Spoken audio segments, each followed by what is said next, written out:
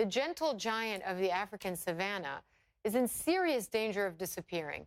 A conservation group says the continent's wild giraffe population has plunged by as much as 40% over the last 30 years, from 163,000 in 1985 to just over 97,000 last year.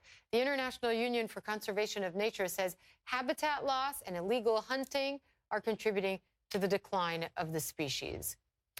Well, CNN's John Sutter has spent the year reporting on the many species that could die out during a mass extinction brewing around the globe. The giraffe could be one of those species, and John joins me now live from CNN Center in Atlanta. Is this reversible?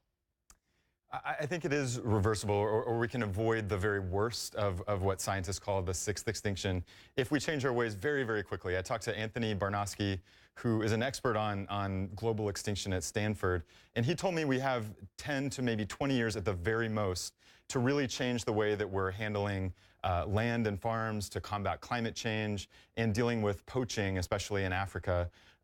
With elephants and rhinos being two of the key species there. We have to change these things in very dramatic ways, or we're going to enter an era of irreversible extinction. And when people talk about this, I think people often underestimate how bad things really could become. If we enter the sixth era of extinction in all of Earth's history, then that means that 3/4 of all the species we know about essentially disappear in the next couple of centuries. So these are long-term trends, but we're looking at very stark consequences that are happening when you look at the history of the Earth at a very rapid pace.